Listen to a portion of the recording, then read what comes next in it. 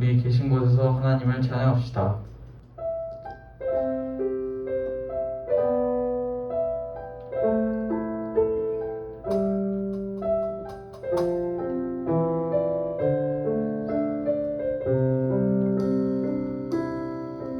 나의 피난처 예수 의지해요.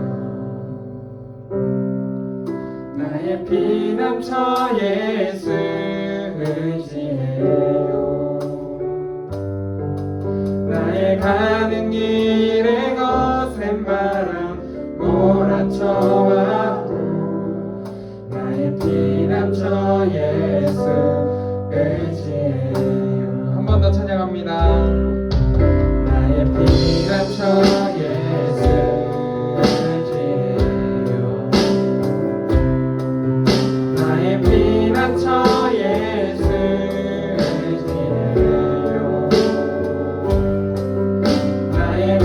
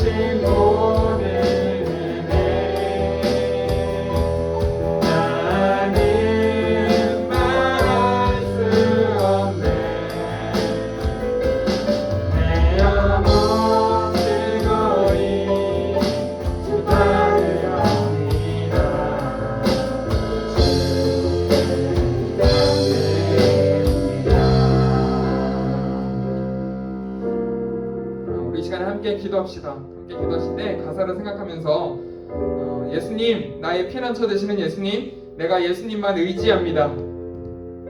세상의 어떤 환경 속에서도 내 마음을 지키고 내 마음을 주님께만 의지하기를 원합니다. 하나님이 예배를 통하여서 우리의 마음을, 우리의 삶을 주님께 고백할 수 있도록 하나님 나와 함께하여 주시옵소서. 우리 그렇게 같이 한번 기도하도록 하겠습니다. 함께 기도합니다.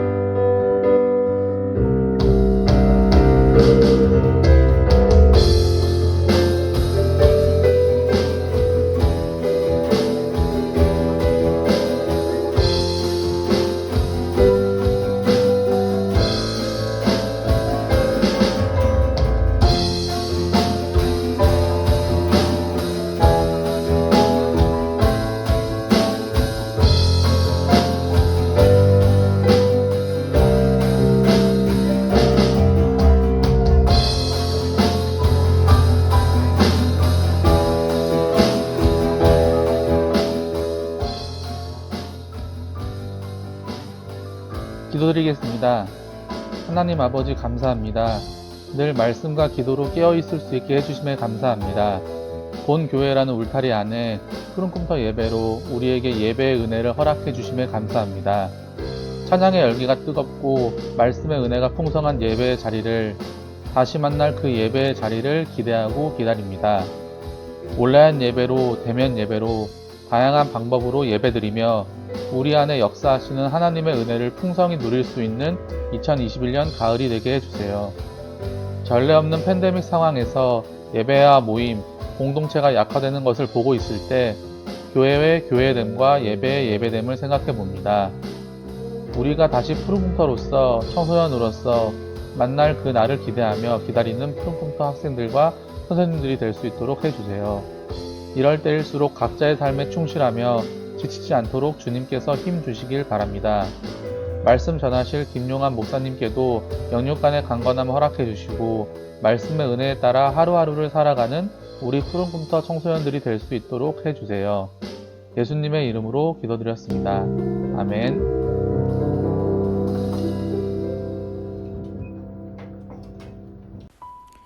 함께 사도신경으로 우리의 신앙을 고백하겠습니다.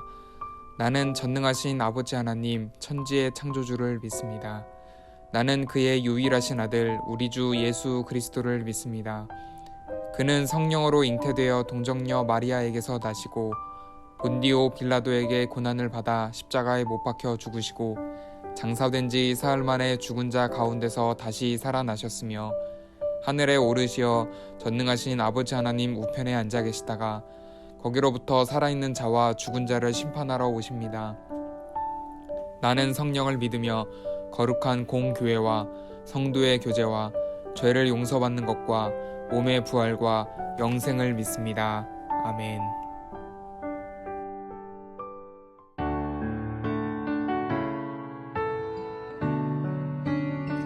제가 이전에 섬겼던 교회는 영등포역 가까운 곳에 있었습니다. 한 번은 토요일에 교회 행사를 하고 정리를 하는데 간식으로 나눠줬던 주먹밥이 많이 남았습니다. 뜯지도 않은 주먹밥이 많이 있어서 처리 방법을 고민하던 차에 다른 전도사님과 함께 그 주먹밥을 들고 영등포역으로 갔습니다. 여러분 영등포역에 가보셨는지 모르겠는데요. 그곳에 가면 노숙자들이 상당히 많이 있습니다.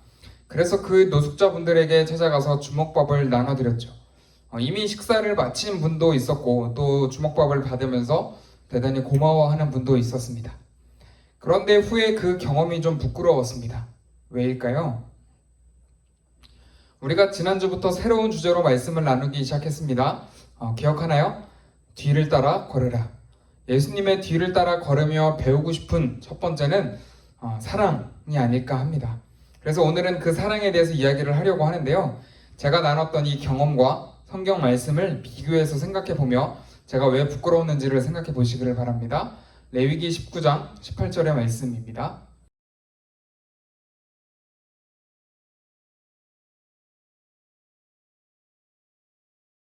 짧은 말씀을 우리 천천히 분석하면서 다시 한번 살펴봅시다.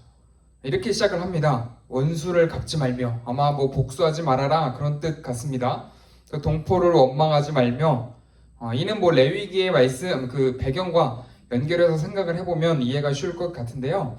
레위기는 이스라엘 백성이 애굽에서 탈출한 이후의 상황을 담고 있으니 아마 광야를 걷는 시기에 주신 말씀이겠죠. 그러면 어려운 광야를 함께 걷고 있으니 충분히 갈등이 있을 수 있고, 그런 상황에서 동포를 원망하지 말아라 하는 이야기를 하는 걸까 생각을 할 수 있을 것 같습니다. 그렇지만 딱히 우리에게 해당되는 것 같지 않고 어떻게 적용해야 될지 조금 난감합니다.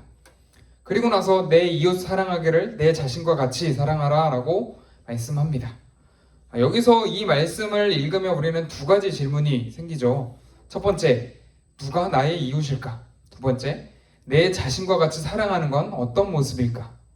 오늘은 이 두 가지 질문에 초점을 맞춰서 말씀을 좀 살펴보고자 합니다. 누가 나의 이웃일까요? 우리 옆집에 사는 사람일까요? 길 가는 사람 아무나 붙잡고 이웃이라고 우리가 하지는 않겠죠. 성경에 쓰인 단어의 사전적 의미는 동반자, 동료 혹은 친족, 친구를 의미합니다. 그런데 우리는 성경에서 이웃이라는 표현이 등장을 하면 을의 모든 사람이라고 모든 사람을 설명한다라고 생각을 하죠. 물론 틀린 말은 아니지만 여기서 말하는 초점은 자신의 동반자에게 충성을 지킬 것을 의미합니다. 더 쉽게 말하면 나와 늘 함께하는 사람이 나의 이웃이다 라고 이야기하는 것입니다. 두 번째, 내 자신과 같이 사랑해라 라고 말을 하고 있습니다. 여러분, 내 자신과 같이는 어떤 의미일까요? 여러분은 여러분 자신을 사랑하나요? 그러면 어떻게 사랑하세요? 그렇게 생각을 해본 적이 없기 때문에 확 와닿지가 않습니다. 일반적으로 이런 말씀을 읽으면 내가 내 자신을 사랑하는 것처럼 그렇게 해석을 합니다. 자신을 사랑하는 만큼 남을 사랑해야 한다라고 이해를 하죠. 그런데 저는 조금 다른 이야기를 해보고 싶습니다. 여기서 말하는 내 자신과 이웃을 비교할 건데요. 내 자신과 이웃이 전혀 다른 개념이 아니라 너와 흡사한 너의 이웃을 사랑하라 라는 의미로 해석을 하고 싶습니다. 조금 어렵게 느껴지시나요? 오늘 본문 말씀 뒤에 나오는 구절을 통해서 힌트를 드리고자 합니다. 레위기 19장 34절의 말씀을 세번역 성경으로 보면 이렇습니다. 이스라엘 사람들이 애굽에서 탈출할 때 이스라엘 사람들만 나온 것이 아니라 외국인도 조금은 섞여 있었다고 합니다. 그런데 소수의 외국인들이라고 해서 차별하지 말라라고 말을 하죠. 왜? 너희도 애굽에서 살 때는 소수의 외국인이었기 때문에, 같은 처지였기 때문에. 더 쉽게 설명을 해볼까요? 인터넷에서 이런 재미난 글을 봤습니다. 어떤 사람이 병원을 갔다고 합니다.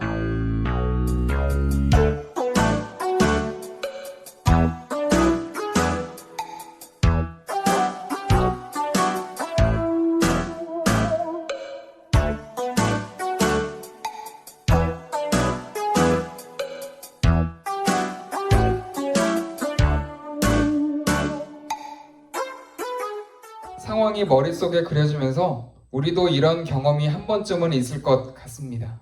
이렇게만 들으면 말씀이 이론적으로만 느껴지고 그래서 어떻게 적용해야 될지 잘 모르게 될 것 같습니다. 그죠? 그래서 말씀을 들으면서 여러분 잠시 메모를 한번 해보실래요? 제가 첫 번째 질문을 한번 드려보겠습니다. 남이 나에게 해주기를 바라는 일이 있나요? 한번 적어보세요. 그리고 두 번째 질문입니다. 남이 나에게 하지 말았으면 하는 일이 있나요? 어떤 사람이 초등학교 6학년을 대상으로 이 질문 두 가지를 했다고 합니다. 그 결과 1번에 대한 답은 대부분 사랑, 존중, 도움과 같이 막연하고 단답형의 결과를 많이 적었다라고 합니다. 그런데 2번의 결과를 살펴보면 때리지 않기, 비웃지 않기, 무시하지 않기 등 구체적이고 실질적인 내용이 많았다고 합니다. 여러분은 어떻게 적으셨나요? 내가 당하기 싫어하는 것들은 상대방도 당하기 싫어합니다. 성경에서도 이를 정확하게 표현을 하고 있죠. 마태복음 7장 12절입니다. 말씀을 정리하며 다시 처음으로 돌아가 보겠습니다. 제가 영등포 노숙자에게 주먹밥을 나눠준 일이 왜 부끄럽게 느껴졌는지 여러분 이제 좀 정리가 되시나요? 행사 끝나고 남은 음식, 그것도 식은 밥, 나도 좋아하지 않으면서 누군가를 챙겨준다? 차라리 안 주는 게 낫지 않을까? 오늘 말씀에 비춰서 생각을 해본다면 새로 사서 따뜻한 주먹밥을 드리는 게 더 좋았을 것 같습니다. 내가 싫어하는 걸 주면서 사랑이라고 생각내는 게 옳은 걸까요? 우리가 예수님을 따라 걸으며 배울 수 있는 사랑의 모습은 무엇일까요? 예수님은 무작정 모든 사람을 사랑하고 용서하라 라고 말씀하시지 않았습니다. 먼저는 내 옆에 있는 사람부터 사랑하고 용서하라고 말씀하십니다. 어떻게요? 내가 사랑받고 싶어하는 모습 그대로, 내가 받기 싫어하는 거는 하지 말고. 어떤가요? 이제 사랑의 모습을 조금 바꿔야 하지 않을까요? 우리 부모님께, 또 내 형제나 자매, 혹은 내 친구에게 대하는 모습이 달라져야겠죠. 그러면 좀 더 사랑이 넘치는 사람이 되지 않을까요? 그렇게 살아가시는 여러분 되길 주님의 이름으로 축복합니다. 함께 기도하겠습니다. 함께 기도하실 때 예수님, 내 옆에 있는 가족, 친구부터 사랑할 수 있는 사람이 되게 도와주세요. 생색내는 사랑이 아니라 내가 받고 싶은 모습대로 또 진심으로 사랑할 수 있는 그런 사람 되도록 도와주세요. 우리 말씀을 기억하며 함께 기도하겠습니다.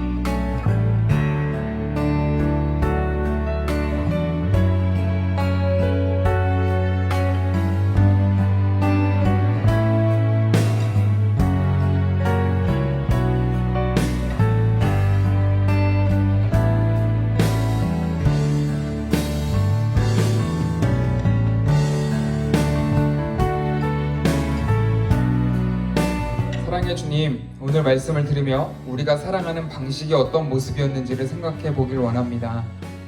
하나님, 나는 받고 싶지 않으면서 다른 사람에게 그 모습을 강요하고, 또 나는 하기 싫어하면서 다른 사람에게 원하는 하나님 이기적인 모습으로 사랑하고 있습니까? 아니면 예수님의 사랑을 조금이라도 담고자 애쓰고 있는 모습이 있습니까? 하나님, 오늘 말씀을 통하여서 우리가 예수님을 조금이라도 닮아가는 모습, 하나님 그 모습이 우리의 삶 속에서 넘쳐날 수 있도록 하나님 우리를 인도하여 주시옵소서.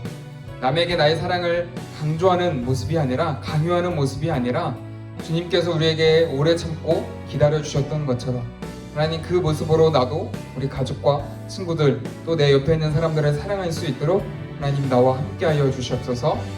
오늘도 우리와 함께 하시는 주님께 감사드리며 되신 예수님의 이름으로 간절히 기도드립니다. 아멘. 제가 축도로 예배를 마치겠습니다.